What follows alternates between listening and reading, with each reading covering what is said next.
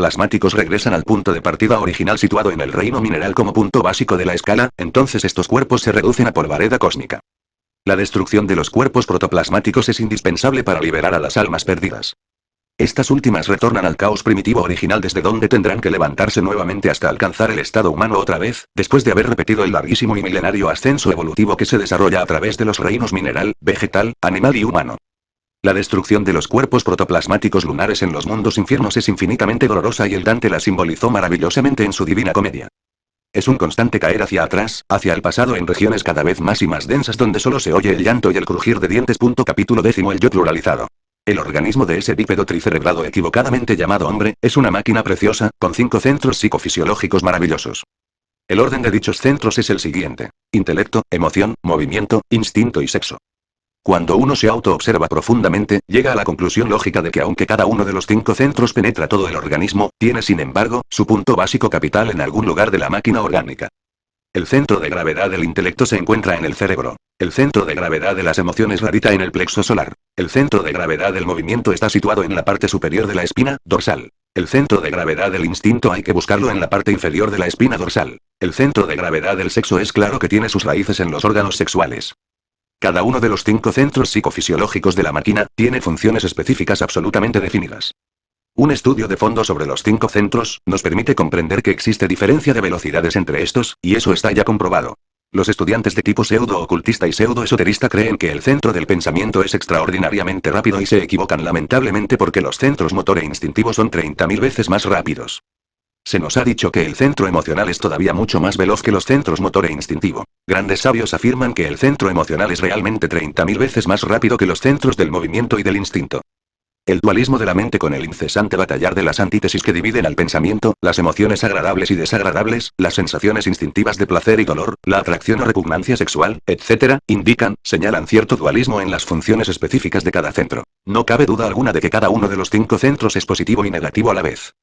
Todos los 5 cilindros de la máquina humana son fundamentales en la vida, pero fuera de toda duda el centro sexual, el 5º centro, es realmente el más importante y el más rápido. En este último se encuentran las raíces mismas de nuestra existencia.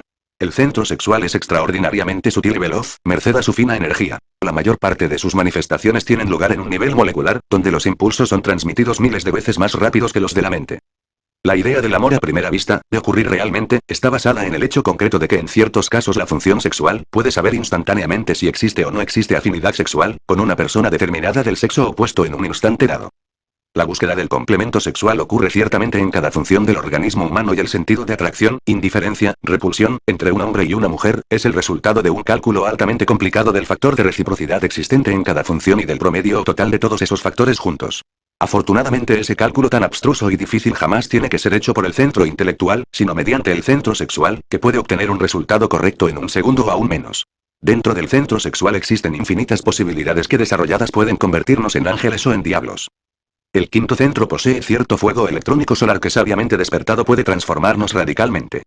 En los antiguos tiempos, debido a cierta equivocación de algunos individuos sagrados, la humanidad desarrolló el lado negativo del centro sexual, el aspecto luciférico tenebroso.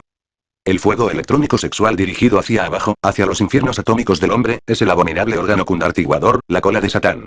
La humanidad afortunadamente perdió ese órgano luciférico después de haberlo desarrollado, pero le quedaron las consecuencias fatales. Es urgente saber que el desastroso resultado del abominable órgano cundartiguador quedó depositado en los 5 cilindros de la máquina. Es indispensable saber que las malas consecuencias del abominable órgano cundartiguador constituyen el ego lunar, el yo pluralizado. Es lamentable que los 5 centros psicofisiológicos de la bestia intelectual equivocadamente llamada hombre, estén absolutamente controlados por esa legión de yoes diablos que toda persona lleva dentro. Causa dolor saber que el alma, el budata, la esencia que llevamos dentro, está embotellada entre el ego lunar. El incorrecto funcionamiento de los 5 centros psicofisiológicos de la máquina humana se debe a las actividades perniciosas del yo pluralizado, es decir, a las malas consecuencias del abominable órgano cundartiguador. Es urgente disolver el yo pluralizado para liberar la esencia, el budata, el alma embrionaria, el material psíquico. Aquellos que no se preocupan en ninguna de sus vidas por disolver el yo pluralizado, aquellos que de ninguna manera quieren acabar jamás con las malas consecuencias del abominable órgano cundartiguador, vencido su ciclo del tiempo, tienen que ingresar al fin de la jornada, a los mundos infiernos. La entrada de los fracasados en el reino mineral sumergido es indispensable para desintegrar el yo pluralizado, dentro del cual desafortunadamente se encuentra embotellada la esencia, el alma. El ego lunar, ese conjunto de entidades distintas, diversas, que viajan en forma autoindependiente por los mundos suprasensibles, se oculta dentro de los cuerpos lunares. La involución dolorosa y terrible del yo pluralizado y sus vehículos protoplasmáticos lunares en los mundos infiernos es un caer hacia atrás, hacia el caos original primitivo. La involución desciende por los escalones animal, vegetal y mineral. En el último peldaño de la escala los egos lunares fosilizados, se reducen a polvareda cósmica, esa es la muerte segunda. La destrucción absoluta del yo pluralizado y de sus vehículos lunares, es indispensable para liberar la esencia. La raza lunar, esta raza perversa de Adán, está ya entrando en la involución infernal, a través de sucesivos cataclismos. Las guerras, los ciclones, las enfermedades, el fuego, las inundaciones y los terremotos, acabarán con la raza lunar. Capítulo 11 La conciencia. En nuestro precedente capítulo esotérico hablamos del abominable órgano cundartiguador o satánica cola, y dijimos con entera claridad que ese es un fuego electrónico sexual luciférico, que descendiendo desde el hueso coxígeo situado en la base de la espina dorsal, se proyecta hacia abajo, hacia los infiernos atómicos de ese pobre animal intelectual equivocadamente llamado hombre. Dijimos en nuestro presente capítulo que debido a una lamentable equivocación de ciertos individuos sagrados, otrora, la humanidad desarrolló este abominable órgano cundartiguador que afortunadamente perdió más tarde. El fuego electrónico sexual indebidamente proyectado hacia los infiernos atómicos del animal intelectual, parece ahora una serpiente enroscada 3 veces y media dentro de cierto centro magnético situado en el coxis. El fuego electrónico solar en su aspecto positivo, es claro que nos conduce hasta la liberación final, pero ningún ser humano está libre de las flamas negativas o fuego cundartiguador. Las investigaciones esotéricas han venido a demostrarnos que en los bajos fondos atómicos de la bestia intelectual equivocadamente llamada hombre, existe el fuego infernal. Si esos mundos esplendentes y maravillosos que pueblan el espacio infinito son simples granulaciones del FOAD positivo solar, podemos también asegurar sin temor a equivocarnos, que esos yoes demonios que llevamos dentro, vienen a ser meras cristalizaciones de esa fuerza foática negativa y ciega del órgano cundartiguador. La víctima inocente de todas esas granulaciones del FOAD sexual negativo es siempre la conciencia, la esencia, el budata, ese embrión de alma que toda criatura lleva dentro. Es lamentable que nuestra conciencia esté embotellada entre esos múltiples yoes demonios que en su conjunto constituyen el ego lunar, el mí mismo, el sí mismo. No existe verdadera individualidad dentro de la pobre bestia intelectual. Cada idea, cada sentimiento, cada movimiento, cualquier sensación, cualquier deseo, etc., son simples manifestaciones psicológicas de yoes distintos, diferentes, que nunca están ligados entre sí, ni coordenados en modo alguno. Tal yo sigue mecánicamente a tal otro y algunos hasta se dan el lujo de aparecer acompañados, pero entre ellos ni órdenes ni sistemas. Estos yoes satánicos, horribles cristalizaciones del fuego sexual negativo, son en el fondo espantosamente subconscientes y bestiales. Cada uno de estos yoes satánicos solo representa en un instante dado, una ínfima parte de todas nuestras funciones psicológicas, pero él cree que es el Señor, el único, el todo.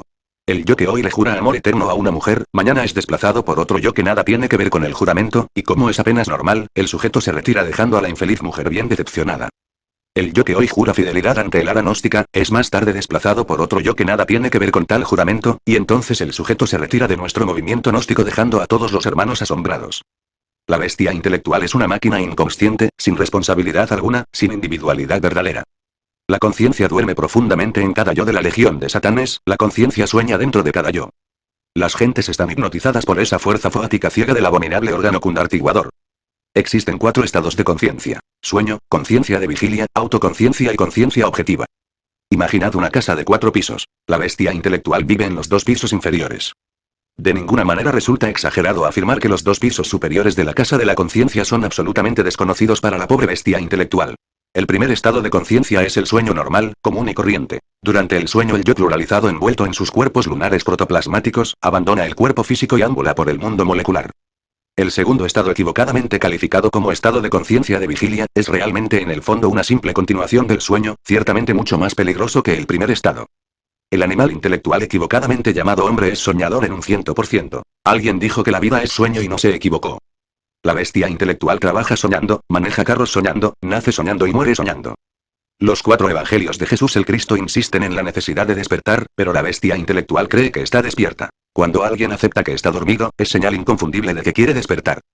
El mundo tiene 7 dimensiones, pero el animal intelectual solo percibe 3, porque está dormido. El animal intelectual tiene una idiosincrasia psicológica espantosamente tridimensional y por ello su sentido espacial deficiente solo percibe longitud, latitud y altura. El desarrollo del sentido espacial solo es posible con el despertar de la conciencia. La clara percepción de las dimensiones superiores del espacio, solo es posible con el despertar de la conciencia. La huella que un punto deja al moverse en el espacio, es línea. La huella que una línea deja en el espacio, es la superficie. La huella que una superficie al moverse deja en el espacio, es el sólido. La huella que un sólido deja en el espacio al moverse es el hipersólido. La cuarta dimensión de un cuerpo cualquiera. El hipersólido, el hipervolumen, el hiperespacio solo son perceptibles con el despertar de la conciencia.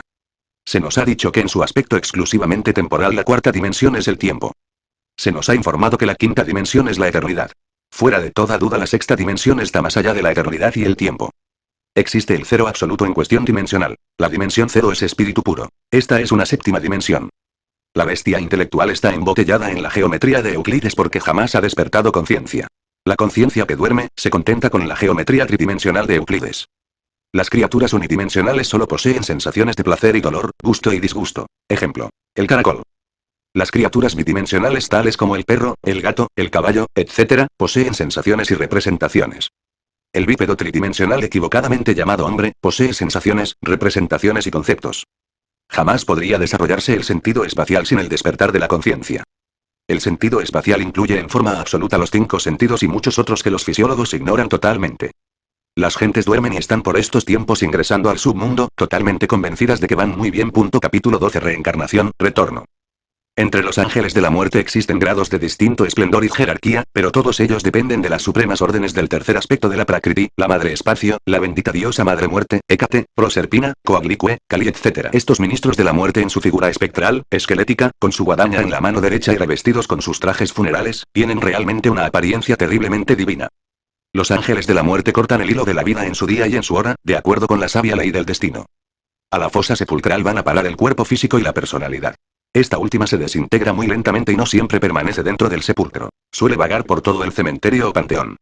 Mucho se habla en la literatura pseudo-ocultista sobre el cuerpo vital o lingam sharira, el asiento de la vida orgánica sin el cual sería imposible la existencia del cuerpo físico, pero ese fondo vital no es la personalidad.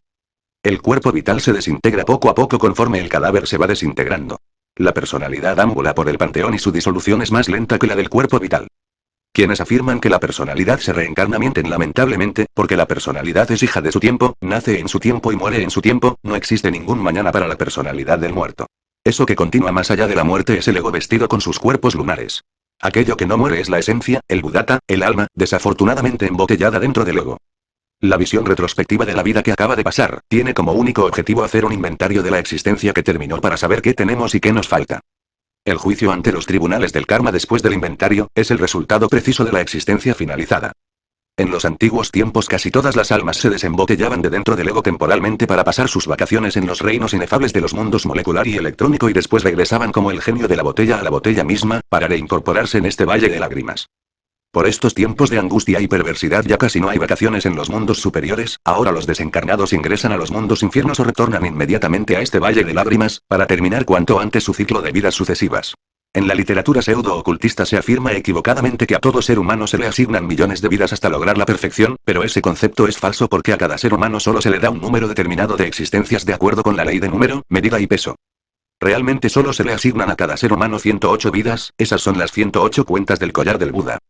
Los brahmanes simbolizan el ciclo de vidas sucesivas con el ritual de la vaca sagrada, dando 108 vueltas litúrgicas alrededor de la vaca y rezan con un collar de 108 cuentas las mágicas palabras Om Mani Padme Hum. Las almas que terminan su ciclo de existencia sin haber alcanzado el estado angélico, ingresan a los mundos infiernos. Por estos tiempos, después del juicio final de 1950, ya casi todas las almas cumplieron su ciclo de existencias o están para cumplirlos. Ahora los desencarnados están ingresando en oleadas a los mundos infiernos porque los tiempos están vencidos. Mucho se habla, en literatura pseudo-ocultista sobre la ley de la reencarnación, pero realmente esta solo es para los individuos sagrados.